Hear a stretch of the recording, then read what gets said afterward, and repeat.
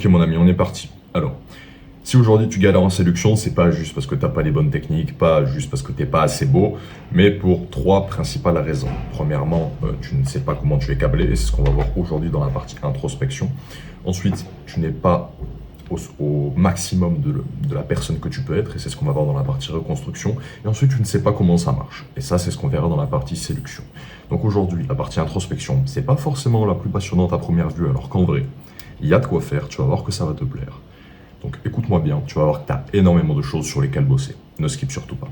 Donc on est parti. Donc dans cette partie d'introspection, on va voir principalement quatre choses. Comprendre comment tu fonctionnes, le diagnostic de tes dépendances, tes blessures et tes schémas cognitifs. Ok.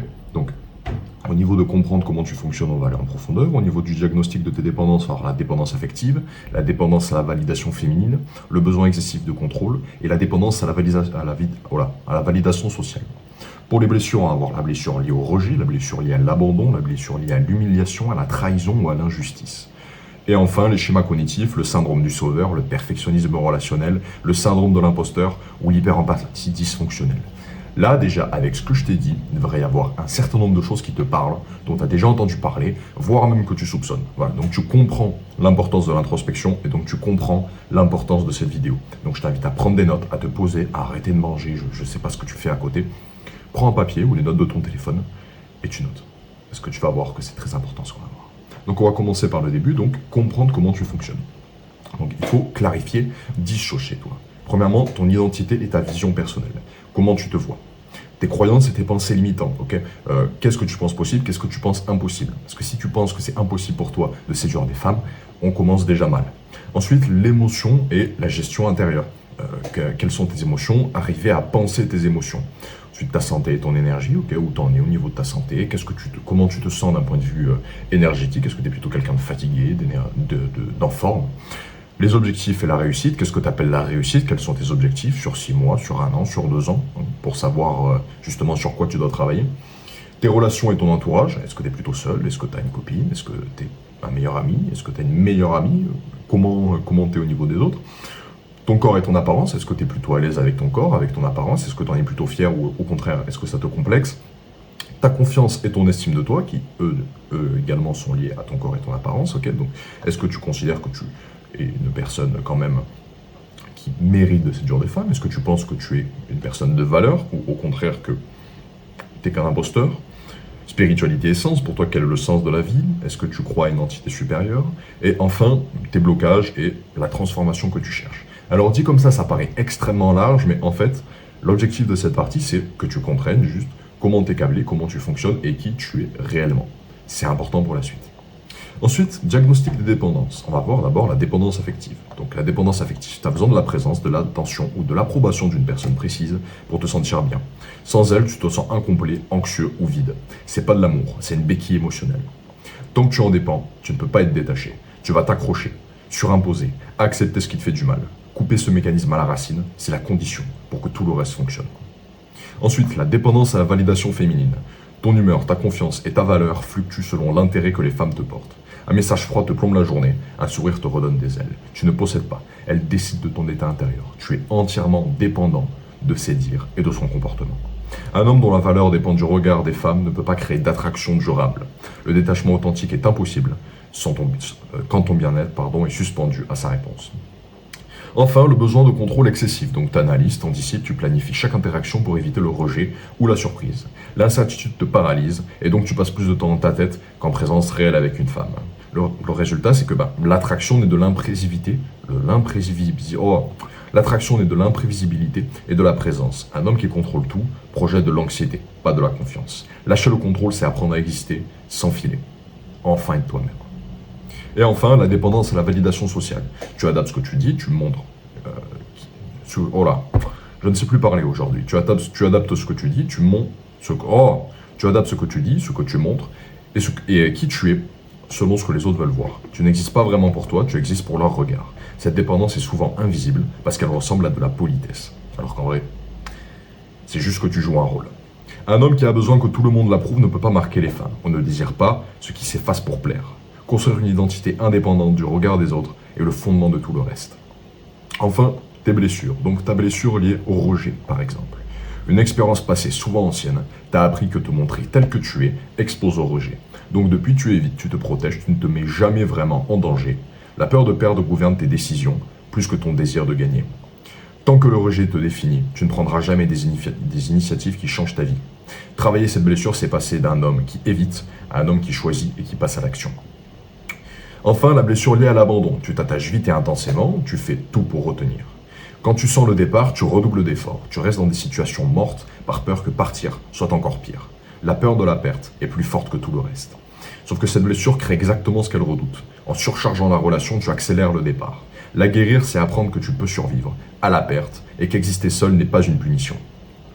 Enfin, on a la blessure liée à l'humiliation. Donc tu as été moqué, rabaissé ou ridiculisé à un moment clé, probablement pendant l'enfance. Et depuis, tu évites tout ce qui pourrait t'exposer au ridicule. Tu te caches derrière l'humour, tu disparais dans les groupes et tu n'oses jamais rien.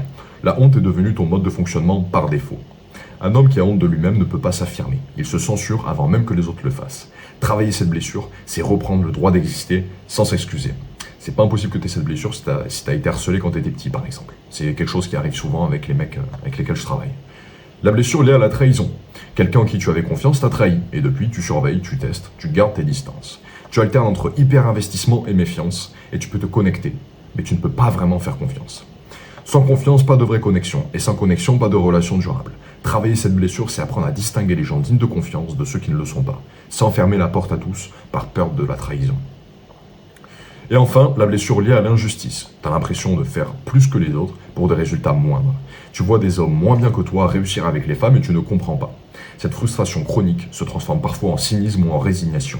L'injustice perçue bloque le changement. Si le système est truqué, pourquoi essayer de changer?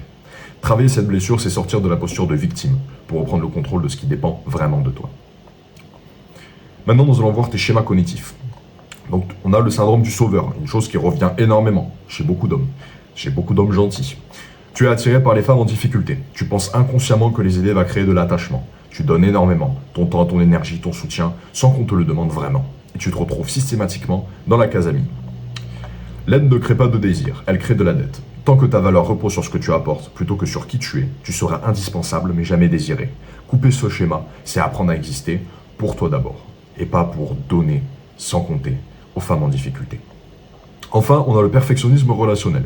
Tu attends d'être prêt avant d'agir, tu analyses plus que tu n'agis, tu imagines le scénario parfait et tu es déçu quand la réalité diffère, parce que ça différera toujours. La paralysie par l'analyse, c'est ta façon d'éviter le risque sans avoir l'air de fuir. T'es un mec intelligent, t'es pas un mec qui fuit.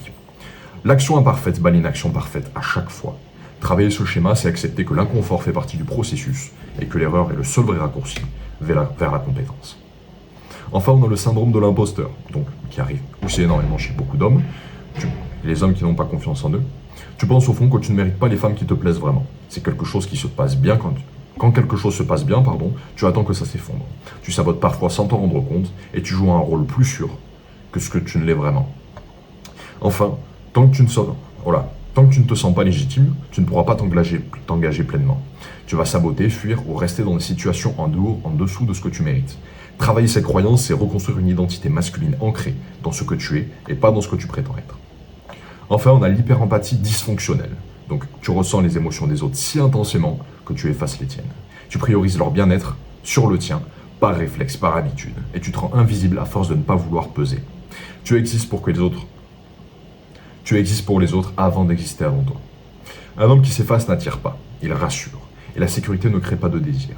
Travailler ce schéma, c'est apprendre à occuper de l'espace, à exprimer ce que tu veux et à comprendre que prendre soin de toi, c'est pas de l'égoïsme. C'est la condition pour prendre soin des autres, vraiment. C'est tout pour la partie introspection. T'as vu, c'est déjà dense, on a dit beaucoup de choses.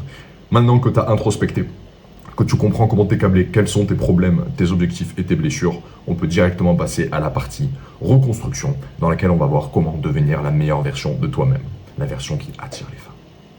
Je te dis à tout de suite. Hello Baptiste, là je t'envoie un message parce que c'est un truc de fou ce qui s'est passé hier. Tu sais, je t'ai dit que je voyais Alix, la fille avec qui je parle depuis quelques mois, que je voulais absolument. Et du coup on s'est vu hier, bon, on a pas mal parlé. J'ai appliqué tout ce que tu m'avais dit quand on s'est fait l'appel là avant-hier par rapport au rendez-vous, j'ai appliqué tout ça. Et c'est dingue à quel point je comprenais tout. Je comprenais tout ce qui se passait, je comprenais la dynamique, je comprenais la psychologie féminine. Et au final on a beaucoup parlé. Et là on est en couple en fait. En couple, enfin c'est un truc de fou, je sais même pas quoi te dire. Là j'ai jamais été aussi heureux. Franchement je sais même pas quoi te dire. Parce que là ça fait quoi? Ça fait 4 semaines qu'on a commencé l'accompagnement ensemble. À part cette fille-là, j'ai eu 2 filles aussi qui m'ont proposé de se revoir. Et en fait, c'est dès la première fois qu'on a travaillé ensemble, dès le premier appel là qu'on s'est fait, tu m'as montré exactement ce qu'il fallait que je fasse et ce qu'il fallait que j'arrête de faire, là, ce qui tuait tout. Et j'ai appliqué petit à petit. Et là, avec les résultats que j'ai, c'est un truc de fou. Il me reste encore 2 mois à travailler ensemble et je suis déjà en couple. Alors que je me voyais pas en couple. Là, je t'avais raconté, j'étais friendzoné 3 fois en 6 mois. À chaque fois, c'était ouais, je te vois comme un frère, je te vois comme un pote.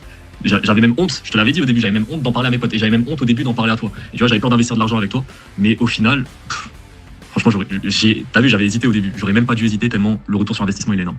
Bon, en tout cas, je te tiens au courant par rapport à la fille, mais là, je suis heureux de fou et je te tiens au jus. Allez, ciao, ciao. Alors du coup, Baptiste, je reviens sur notre accompagnement qu'on a pu faire ensemble, qui a été d'ailleurs juste énormément bénéfique pour ma part. Moi, ça faisait des années que j'avais des problématiques sur l'aspect séduction, des années que j'avais pas confiance en moi avec les femmes, des années que je galérais à notamment avouer mes sentiments à la bonne personne, à tout simplement rencontrer et faire des dates avec les femmes qui me plaisaient réellement. Ça a été toujours une grosse problématique, honnêtement, dans ma vie, qui me bloquait énormément. Et dès le départ, tu as su me mettre à l'aise, tu as su me donner les bons conseils, m'expliquer qu'est-ce qui allait pas avant dans mes actions et qu'est-ce que je devais faire aussi aujourd'hui, dorénavant, pour que ça aille dans le bon sens, afin que je puisse atteindre mes objectifs qu'on s'était fixés au départ. Et dès les premières semaines, ça a été dingue. J'ai eu des super bons retours. J'ai pu en fait avoir des premiers dates avec des femmes qui me plaisaient vraiment. J'avais une réelle confiance en moi qui a tout changé et qui fait qu'aujourd'hui, je me sens beaucoup plus épanoui par rapport à cet aspect-là et que je me sens beaucoup plus en confiance pour séduire les femmes qui me plaisent réellement et pour me sentir à ma place en tant qu'homme aussi au sein d'une relation, chose que j'avais du mal avant. Donc encore une fois, un grand merci à toi pour ça. Je recommande à toutes les personnes qui ont des problèmes avec la séduction et Baptiste est vraiment un coach qui est ultra bon dans ce qu'il fait. Il a une grosse expertise que je recommande à 3 milliards de % pour toutes les personnes qui ont des problématiques avec ça.